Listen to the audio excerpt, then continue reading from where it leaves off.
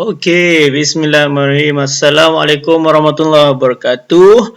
Selamat pagi semua. Apa khabar? Semua dah segar harapnya. Okey, jadi kita teruskan lagi tentang kelas pendidikan kesihatan kita yang berikutnya. Okey, kalau sebelum ni kita dah belajar mengenai hormat menghormati jiran, keluarga lah, dan juga awasi diri mengenai sentuhan tidak selamat, sentuhan tidak selesa, semua tu. Kali ni kita akan beralih fokus pula kepada benda yang amat berkait rapat dengan situasi sekarang, iaitu kita akan belajar mengenai kuman. Apa tu kuman? Apa jenis-jenis kuman? Bagaimana cara kuman merebak? Kita akan lihat pada topik hari ini. Okey, jadi sebelum kita mula, kita lihat dulu apakah standard kandungan dan standard pembelajaran pada hari ini. Seterusnya kita akan lihat apakah objektif dan kriteria kejayaan. Tanpa melengahkan masa lagi, mari kita mulakan kelas kita sekarang. Okey, macam cikgu cakap tadi, tajuk kita hari ini adalah kuman. Kuman. Kita akan belajar mengenai kuman.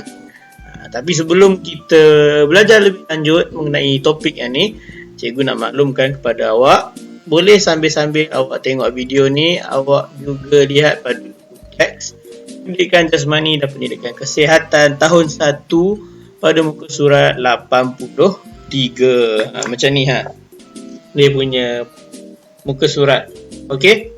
Sama macam gambar yang aku tunjukkan tu. Alright.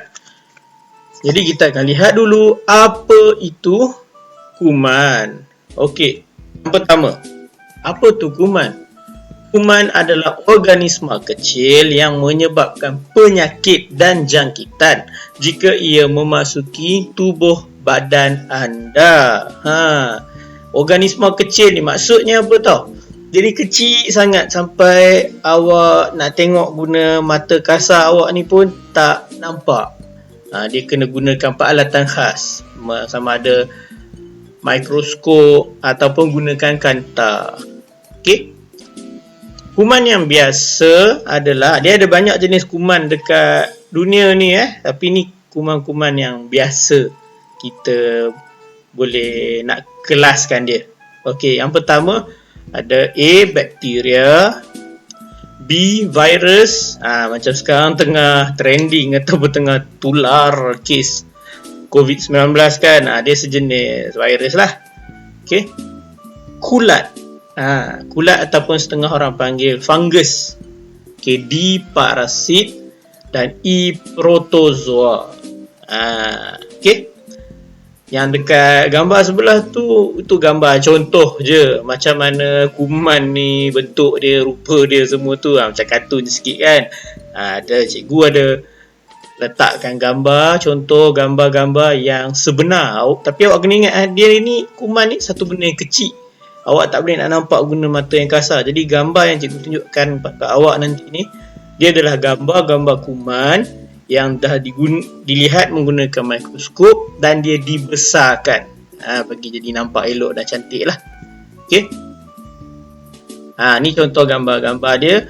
Apa kena ingat, sebab kuman ni dia macam manusia juga. Manusia kan ada macam-macam rupa, macam-macam jenis orangnya kan. Sama juga macam kuman. Dia tak terhad satu jenis kuman ni rupa dia macam ni je semua.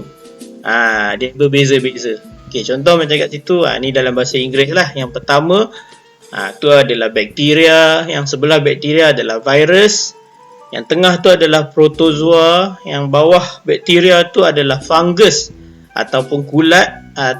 Okey. Dan yang kelima, sebelah kanan di bawah adalah sejenis parasit. Ataupun parasit ni famous, kita nak gelarkan dia apa? Bentuk dia macam apa, awak tengok betul-betul. Parasit yang terkenal dekat budak-budak tu utamanya adalah cacing. Fungus pun ada yang terkenal dekat semua orang. Cendawan adalah sejenis fungus. Cendawan yang kita duk makan tu, mushroom soup lah, apa semua tu kan. Cendawan adalah sejenis fungus. Tapi kita makan cendawan okey je, tak ada sakit pun. Kata kuman, ni cikgu akan jelaskan selepas ini. Adakah kuman berbahaya? Okey. Kuman terbahagi pada dua jenis, iaitu yang pertama, yang berbahaya kepada manusia, dan yang kedua, kuman yang tidak berbahaya kepada manusia. Okey. Ada sesetengah bakteria yang membawa manfaat ataupun kebaikan, seperti yang ada dalam usus. Usus ni dekat mana? Usus ni bawah daripada perut kita. Perut kita dah hadamkan makanan yang kita makan. Yang nak proses benda yang hadam tu pula, itu adalah tugas usus. Dalam usus ni ada bakteria-bakteria yang baik, yang dia bantu untuk awak menghadam makanan dengan lebih baik dan cepat. Contohnya, macam kalau awak nak tahu, air berbentuk air minuman ataupun makanan yogurt, ataupun air macam itulah Nutrigen, Vitagen, siapa yang suka minum tu, Yakult kan, dalam air jenis tu dia ada bakteria yang baik. Kalau awak minum, dia akan masukkan bakteria tu dalam badan awak, dan bakteria tu akan bantu supaya makanan yang awak makan dihadam dengan lebih baik. Yang kedua, contohnya macam cikgu sebut tadilah, cendawan. Cendawan adalah sejenis fungus ataupun kulat. Dia ada kebaikan, dia ada khasiat dia, walaupun dia dalam keluarga fungus. Macam awak boleh tengoklah nanti dekat internet apa kebaikan ataupun khasiat cendawan. Okey. Yang ketiga, kebanyakan bakteria boleh menyebabkan penyakit dan jangkitan jika ia memasuki tubuh anda. Okey. Tadi cakap pasal bakteria yang baik. Tapi ada juga bakteria yang boleh menyebabkan penyakit ataupun jangkitan kuman jika masuk dalam tubuh badan awak. Jadi ada yang baik, ada yang tak baik lah. Okey. Bila kita dah tahu pasal kuman-kuman ni, mesti ada cara dia merebak. Cara dia merebak ni maksudnya cara dia bergerak lah, dia nak jangkit dekat orang ke apa kan. Sekarang kita akan tengok bagaimana kuman merebak. Okay. Yang pertama, cara dia merebak, yang ni famous sekarang sebab musim COVID-19 ni. Semua orang alert, semua orang peka dengan cara yang ni. Okay, yang pertama, kuman boleh merebak melalui sentuhan. Okay, contohnya apabila menyentuh orang yang dijangkiti atau permukaan yang tercemar. Okey, tercemar ni maksudnya apa? Macam kotor, tak begitu bersih. Selalunya benda yang kotor, tak begitu bersih ni ada kuman dia lah. Tapi kadang dia tercemar tu pun kita tak nampak. Sebab tu yang ada orang apa sekarang jual yang sanitizer jenis spray tu kan, macam awak buat dekat sekolah, lap meja selepas makan tu kan. Sebab ada setengah kadang-kadang kotoran ni dia kecil, sama kecilnya dengan kuman tu, kita tak nampak. Jadi kita pun tak tahu dia bersih sepenuhnya ataupun tidak. Contoh cara dia dijangkiti melalui sentuhan, macam gambar yang pertama tu, awak tengok tangan dua-dua orang tu, tanpa dia sedar penuh dengan kuman. Dia dah bersentuh tangan ni pula, dah bersalaman. Sebab tu masa COVID-19 sekarang ni dia tak bagi sangat awak sentuh merata-rata, tambah pegang tangan orang ke apa kan. Sama macam gambar yang di sebelah, dia tengok tangan dia pun ada virus, dekat pintu dia, yang dia nak buka tu pun ada juga di situ. Jadi dia pegang tu pun sama-sama lah ada kumannya. Okey. Seterusnya, selain daripada cara melalui sentuhan, ada juga cara yang lain. Kuman juga boleh tersebar melalui udara. Dalam udara ni cara ni macam mana? Melalui dalam partikel habuk kecil atau titisan air yang keluar dari mulut dan hidung. semasa kita batuk, bersin atau bercakap. Cara dia bergerak melalui udara ada dua cara. Yang pertama, dia bergerak sama-sama dengan habuk-habuk yang kecil. Nama pun habuk yang kecil. Kalau awak perasan, kalau dekat rumah lah, awak duduk kat rumah, awak tengok dekat lantai ataupun dekat kipas, kadang awak nampak rumah awak bersih je, tapi kenapa dekat kipas awak satu hari awak tengok banyaknya habuk. Ataupun dekat lantai tu awak tengok tak ada pun nak kata orang masuk pijak dengan kasut ke, awak bawa letak barang kotor dekat situ ke, awak bersih-bersih dekat situ ke, tapi tiba-tiba ada habuk kan. Habuk ni dia kecil, jadi dan lama-lama kelamaan dia boleh berkumpul jadilah habuk yang besar macam awak nampak sekarang kalau ada dekat rumah tu. Dia bukannya satu masa yang ni boom dia datang habuk yang besar terus, tak dia datang habuk yang kecil-kecil, dia berkumpul jadi satu habuk yang besar. Kuman dia bergerak bersama-sama habuk semasa dia kecil tu lah. Sebab kita pun tak nampak habuk masa dia kecil tu, bila dah besar sikit kita boleh nampak kan. Tambah lagi lah kuman, dia boleh jalan serentak. Atau cara yang kedua, melalui titisan air yang keluar dari mulut dan hidung. Mulut ni macam mana? Maksudnya bila awak batuk, bila kita batuk kan ada air liur sikit-sikit. Kalau kita tak tutup mulut, dia akan keluar. Sama-sama dengan kuman batuk tu satu. Bersin pun sama. Bersin kan ada dua jenis. Satu yang memang awak bersin, keluarlah ingus, hijau lah apa semua tu kan. Yang tu kita memang nampak. Tak apa. Yang bersin yang kita tak nampak ni, kadang awak ingat awak bersin sebab ni jenis yang bersin tak ada hingus tau. Dia hacup, habis. Awak ingat okey lah tak ada hingus. Tapi sebenarnya bila awak bersin tu, dalam yang awak tu adalah respon daripada tubuh badan awak, dia nak keluarkan kuman daripada badan. Jadi walaupun kita tak nampak, tapi kuman keluar melalui bersin tu. Macam contoh gambar ni lah. Nampak? Dia keluar tu bukan sikit-sikit. Sebab awak bersin tu bang sekali banyak keluar. Okay. Ataupun cara ketiga, bercakap. Sebab itulah sekarang dia punya SOP awak kena pakai pelitup muka ataupun mask. Sebab sambil kita bercakap ni pun kadang kita tak sedar ada air liur yang terkeluar daripada mulut kita. Sebab nak elak benda tu join sekali dengan kuman yang keluar daripada mulut kita semasa kita cakap, kita kenalah pakai mask. Okey. Cara yang ketiga, kuman boleh merebak melalui makanan dan minuman. Okey, ni special sikit. Kalau macam tadi melalui sentuhan ada dua cara, iaitu pegang tangan orang yang dijangkiti ataupun pegang permukaan yang tercemar. Kalau melalui udara ada dua cara juga, iaitu melalui habuk ataupun melalui semburan ketika batuk, bersin atau bercakap. Yang makanan melalui sebaran kuman melalui makanan dan minuman ni ada 4 cara. Dia lebih sikit daripada yang tadi. Okey, contohnya yang pertama, makanan yang terdedah pada haiwan perosak seperti lalat, tikus, lipas dan sebagainya. Kalau seperti mana awak tahu, lalat, tikus dengan lipas ni dia suka pada benda-benda yang kotor ataupun tempat-tempat yang kotor. Jadi pada haiwan tu sendiri ada kuman yang lekat pada tubuh badan dia. Sebab dia dah pergi tempat-tempat kotor dan tak bersih tu. Jadi bila dia orang ni sentuh pada makanan awak, dekat situ ada potensi ataupun peluang berlakunya penyebaran kuman.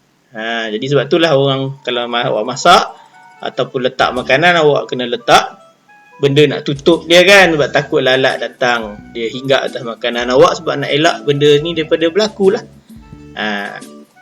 Okey, yang kedua, cara B, memakan makanan mentah atau kurang masak. Okey, seperti mana gambar yang dalam bulatan tu, awak tengok dekat gambar daging tu. Di luar permukaan daging tu dah warnanya cantik, elok, dah masak dah. Tapi dekat dalam dia tu masih lagi Merah-merah maksudnya dalam tu dia kurang masak. Dia tak kata mentah tak, dia macam sikit lagi nak jadi masak tu. Bila dia kurang masak ataupun mentah ni, dekat makanan tu sendiri sudah ada bakteria.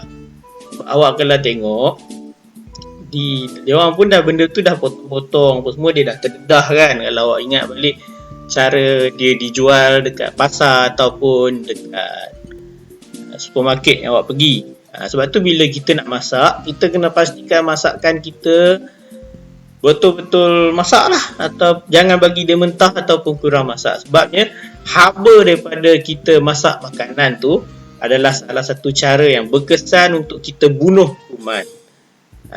Jadi dia panas, kuman tu mati. Sebab tu kena masak makanan bagi masak sepenuhnya. Tak nak makanan yang mentah ataupun kurang masak. Letak kuman ataupun bakteria ke contoh yang ada dekat makanan tu ada lagi di situ. Itu yang jadinya bila awak makan, apa yang jadi selalunya kalau kita makan makanan yang macam tu, sakit perut lah semua tu. Okey. Seterusnya, cara C. C, makanan yang telah tamat tempoh atau tidak disimpan dengan baik. Okay, makanan yang telah tamat tempoh ni bahasa mudahnya orang kita sekarang panggil dah basi ataupun expired. Dia tak simpan dengan baik, tak tengok dia punya tarikh tu betul-betul, tahu-tahu dah basi, dah expired. Tengok contoh gambar tu. Gambar apa tu? Gambar roti yang dah basi. Dia dah naik, tumpuk-tumpuk tu kita panggil kulat lah. Ataupun fungus, kulat roti. Bila dia dah naik tu maknanya roti tu dah tamat tempoh lah, dah lebih daripada tarikh dia. Okay, kalau awak perasan, bila awak beli roti kan ada macam klip yang warna, ikutlah warna tu akan ikut pada hari dia hantar roti tu dekat kedai yang tempat awak beli tu. Kalau dia ada contoh macam kalau hari Isnin dia hantar, klip dia warna biru. Kalau hari Selasa warna merah. Ni contoh je. Dia bukannya hari yang betul. Okay. Dekat situ ada tulis tarikh tamat tempoh roti yang telah dihantar tu. Biasanya roti jangka hayat dia adalah seminggu. Jadi kalau lebih daripada seminggu tu, dia dah ada boleh berlaku tu lah, tumbuh kulat macam dalam gambar tu. Okay. Lain makanan ada lain tamat tempoh dia. Awak kena tengok dekat label makanan yang awak beli tu dengan betul-betul. Ada makanan yang tamat tempohnya lama, macam tahun depan baru dia expired ke kan? Ada yang kejap dia macam roti ni seminggu kan. Jadi kena lihat betul-betul. Takutnya bila awak nak makan tu, tahu-tahu dah lepas tamat tempoh, dah jadi sakit dekat awak pula bila awak makan. Tak disimpan dengan baik ni. Contoh macam tadilah, awak masak makanan, dah siap dah masak elok-elok, lepas tu awak tinggal je, tingkap pula buka, datanglah lalat penuh dekat makanan awak. Awak masuk dalam bilik, awak tak sedar pun apa jadi dekat makanan tu. Awak tak simpan dia dengan baik, dah jadi masalah di situ. Okay. D. D ni kait balik dengan yang kita belajar cara awal tadi tu. Okay. Mengambil makanan yang telah dikendalikan oleh seseorang yang sakit. Orang yang masak makanan ni, dia sakit, dia tak sihat. Lepas tu awak pula pergi dekat restoran dia ke kedai makan dia ke, awak beli dia punya makanan. Dia pun hidang-hidang dekat awak, bungkus ke, letak atas pinggan ke apa semua. Sebab macam tadi kan kita dah tengok, kuman boleh merebak melalui ada sentuhan lah, ada semburan batuk dengan bersin semua tu. Dia sakit, kita tak tahu tangan dia tu bersih ke tak, ada kuman ke tak kan. Tahu-tahu dia dah nak masak awak punya makanan tu, mesti dia pegang macam-macam kan. Dia nak buat nasi goreng apa, mesti nak kena ambil sayur lah, ambil dia punya nasi lah, semua tu kan. Jadi itu dari sentuhan pula. Dari segi dia punya batuk bersin tu kita tak tahu lagi. Mungkin sebelum dia masak awak punya makanan tu dia ada bersin, tapi dia tak pakai mask kan, dia bersin gitu je. Kuman tu ada dekat sekeliling dengan dia. Tahu-tahu awak nak pergi kat situ, awak dia dah tengah masak tu, ada kuman tu boleh jatuh atas makanan awak. Kan? Kita tak tahu. Jadi kalaulah dia tu sakit, ada potensi untuk berlaku jangkitan kuman pada makanan awak melalui cara yang macam cikgu cakap tadi tu. Tapi tengok jugalah dia sakit apa kan. Kalau dia dah sakit yang macam contoh batuk, demam, sesama dan macam-macam lagi tu, mungkinlah kan. Katalah sakit kaki. Sakit kaki ni bukan apa. Sakit kaki yang semalam dia jatuh motor. Lepas tu hari ni dia kena masuk kerja, dia kena masak. Tak ada kena mengena jangkitan kuman itu. Kan? Tengok jugalah dia sakit apa. Okay? Janganlah awak nampak dia kaki ada luka, dia jalan incut-incut sikit, oh tak nak pergilah, dia ni sakit ni. Boleh juga. Bagus juga awak ada sifat macam tu. Tu maknanya awak seorang yang beringat. Tapi tak semestinya juga macam tu. Okay? Kena tengok dulu. Macam contoh kat rumah awak kan, dah ibu awak tengah duk sapu-sapu rumah lah apa semua, dia sakit belakang. Sebab dia selalu bongkok-bongkok kan. Lepas tu dia buat masak makan tengah hari awak. Takkan awak tak nak makan? Betul tak? Sakit belakang tak ada kena-mengena dengan yang tu. Jadi kena tengok balik lah. Okay? Walau macam mana pun, sebab sekarang tengah ada masalah COVID-19 semua ni, cikgu harap sebab kita dah belajar mengenai topik pasal kuman ni, sama-sama kita peka dengan cara-cara kuman boleh merebak dan ambil langkah yang sewajarnya, yang sepatutnya untuk awak elak daripada diri awak terkena jangkitan kuman. Cara bagaimana kita nak cegah, itu juga akan kita belajar dalam topik ni, tapi pada kelas yang akan datang. Okey, itu saja untuk kelas kita pada hari ini mengenai kuman. Terima kasih dan jumpa lagi dalam kelas yang seterusnya. Bye.